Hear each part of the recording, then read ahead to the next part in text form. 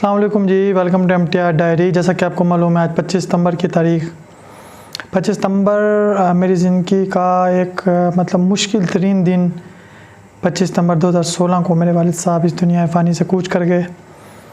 और हर साल जब ये दिन आता है तो मेरा वो ज़ख्म ताज़ा हो जाता है। और आपको पता है कि वालिदैन का लॉस, चाहे वो वालिद साहब हों चाहे वालिदा हों, ये लॉस इस तरह का होता है कि जो इंसान पूरी ज़िंदगी मतलब इसकी बराबरी तक भी इंसान नहीं कर पाता। वो मुतबादिल तो मिल ही नहीं सकता, लेकिन वो जो गम होता है वो गम इंसान कभी भुला भी नहीं पाता। और अल्लाह की करनी इस तरह की हुई कि जिस दिन उनकी डेथ हुई उस दिन पूरे ख़ानदान में मैं ही उनके साथ था। कुदरती इस तरह का कोई सिनेरियो बना कि हम अब लाहौर गए हुए थे उनके ऑपरेशन के लिए। कोई ऑपरेशन इतना ख़तरनाक नहीं था, इसलिए फ़ैमिली के ज़्यादा बंदे साथ नहीं गए थे। नॉर्मल सा एक ऑपरेशन था, बस उसमें यह हुआ कि ब्लीडिंग इतनी ज़्यादा हो गई और मौके पे मतलब बज़ाहिर मौके पे ब्लड ना अरेंज होने की वजह से उनकी डेथ हुई। और अचानक से रात के तकरीबन 1 बजे के करीब, 11 बजे उनकी तबीयत बिगड़ी और 1 बजे के करीब जाके उनको दूसरे हॉस्पिटल शिफ्ट किया गया और 1 बजे उनकी मतलब डेथ हो गई।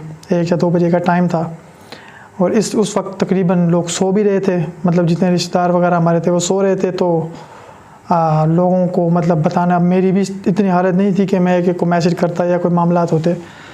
तो जो 1-2 बंदों को पता लगा, मतलब घर से तो डेफिनेटली फ़ोन आया, घर वाले चल भी पड़े लेने के लिए। लाहौर शुराबाद से लाहौर तकरीबन 6 घंटे 5 घंटे का सफ़र है। तो ये यहाँ से निकले हुए थे, वहाँ पे मैं अकेला था।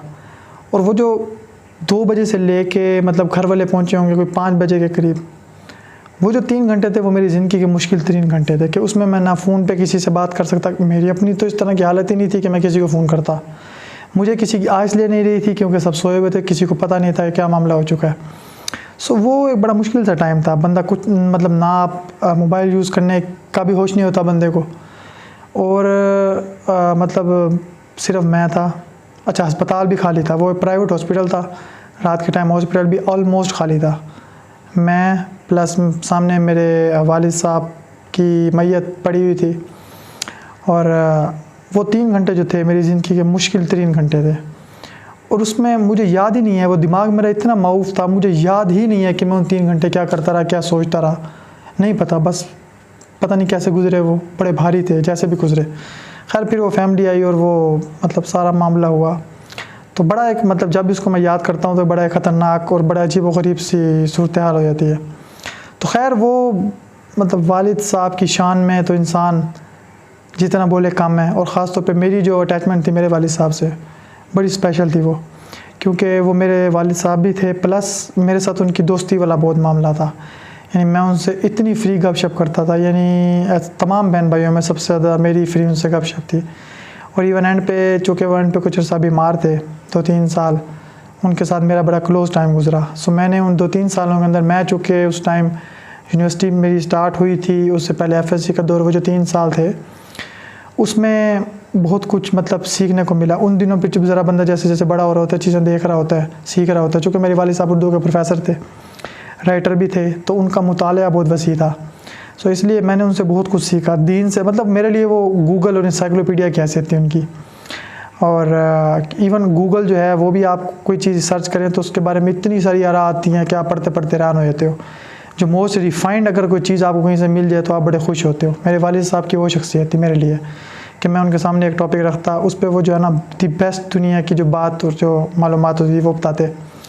ठीक है, उसके अलावा फिर जो मतलब उनके साथ मैंने आज वो तहरीर भी एक लिखी, उसमें भी ये लिखा कि मैं बहुत सुस्त था। मैंने कभी अपनी मोटरसाइकिल की ट्यूनिंग सर्विस तक नहीं करवाता था मैं, हालांकि चलाता मैं ही था। वो ख़ुद ही करवा के उन्होंने मुझे हमेशा कहते थे कि यार कोई दुनियादारी सीख ले, मैं खुदा ना खास्ता मुझे कुछ हो गया। मैं कहता आपको कुछ नहीं होना, अभी आपको क्या होना है। मैं उनसे कहता था ये हंसते हुए, मैंने कहा आपको भी कुछ नहीं होना, आपको लंबी ज़िंदगी देगा। तो वो मतलब दुनियादारी के मामले में बिल्कुल चट था, कुछ भी नहीं। मैंने जो है ना हमेशा उन्हीं के साथ, इवन शॉपिंग मेरी होती थी, मैंने कभी शॉपिंग नहीं थी कि ज़िंदगी में जब तक वो थे, खुद ही जाते थे। बस मैंने चीज़ पसंद करनी, आगे उन्होंने ले दे के, मुझे कुछ भी चीज़ों का नहीं पता था बिल्कुल भी। तो जैसे ही वो दुनिया से गए, वाकई मुझे एहसास हुआ कि मतलब वो जो बाप होता है वो वाकई सूरज की तरह होता है। जब सूरज हट जाता है फिर अंधेरे का पता लगता है, जब तक सूरज होता है हमें कदर नहीं होती। मैं आपको छोटा सा वाकया शेयर करूँ कि जब मैं पहली दफ़ा अपनी बाइक की ट्यूनिंग करवाने गया वालिद साहब की डेथ के बाद, तो मेरे जहन में था, मतलब जितनी मैंने घर से पैसे लिए थे तकरीबन 300-400 के करीब, 2016 की बात बता रहा हूँ, 300-400 में नॉर्मली हो जाता है सारा कुछ। लेकिन चूँकि मैं पहली दफ़ा गया, मुझे पता ही नहीं था बाइक में होता क्या क्या है। वो जी ये भी डलेगा, ये भी डलेगा, आपको पता है हमारी पाकिस्तानी अवाम लुटेरे कैसे हैं, ये भी। मैं, आप यकीन करें, मेरा तकरीबन 1300-1400 का वहाँ बिल बना और मेरा इतना टाइम लगा वहाँ पे। घंटा घर था मुल्तान, जो लोग जानते हैं। मैं वहाँ से निकल के बाइक खड़ी करके मैं बकायदा फुटपाथ पे बैठ गया। और उस दिन मैंने ऊपर आसमान की तरफ देखते हुए कहा, मैंने कहा वाकई मौला मेरे तूने वाकई यतीम कर दिया। क्या अब एहसास हो रहा है कि वाकई जो है ना बाप की क्या हस्ती होती है। और माँ की जो हस्ती होती है ना, वो आपको दिन में पूरा दिन नज़र आ रही होती है। घर में माँ आपसे प्यार, मतलब आपको शो भी करवाती रहती है, प्यार करती रहेगी। आपको ज़रा सी चोट भी लग जाए, माँ कैसे भागी आपके चिपक जाएगी आगे आपको। और वो मतलब एक एक्सपीरियंस आपको होता रहता है, चीज़ नज़र आती रहती है। लेकिन जो बाप होता है वो ये चीज़ कभी नहीं आपको दिखाता, क्योंकि एक बीच में ज़रा एक पर्दा होता है, रोब होता है। फिर बदकिस्मती से हमारी सोसाइटी के अंदर हमारा जो कल्चर है, बाप और बेटे के दरमियान बहुत सी दूरियाँ भी आ जाती होती हैं। वो इस वजह से भी एक ऐसा गैप होता है कि वो बेटा कभी भी बाप का हक़ नहीं अदा कर पाता। बदकिस्मती से हमारे माशरे में ये अलमिया है। लेकिन खुदा न खास्ता जब बाप चला जाए तो फिर कदर होती है औलाद को कि यार वो क्या हस्ती थी। जब तक वो ज़िंदा होते हैं, मतलब जब तक आपका बाप ज़िंदा हो, दुनिया का भी आपके साथ और रुख होता है, रिश्तेदारों का भी आपके साथ और रुख होता है।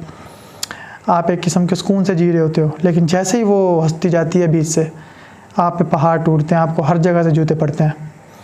तो जो मतलब जिन लोगों के वालिदैन ज़िंदा हैं, खुदारा कदर करें, ख़ास तौर पे बाप की कदर करें जितना। कभी भी मुझे कोई आके दोस्त बताए ना करके, यार मेरे वालिद साहब से मेरी ऐसे, मैं कभी उस बंदे की साइड तो लेना दूर, मैं तो उसको पढ़ जाता हूँ कि यार तेरा बाप तुझे बेच के भी खा जाए ना, तूने फिर भी चूँ नहीं करनी। बाप वो शख्सियत होती है। सो अपने माँ बाप को सुख दें, और बाप की आंखों में फ़ख्र देखना ज़िंदगी की जो है ना सबसे बड़ी अचीवमेंट होती है। उसकी मैं छोटी सी मिसाल आपको यूँ दूँ कि मेरे मैट्रिक में आए तकरीबन 93% मार्क्स।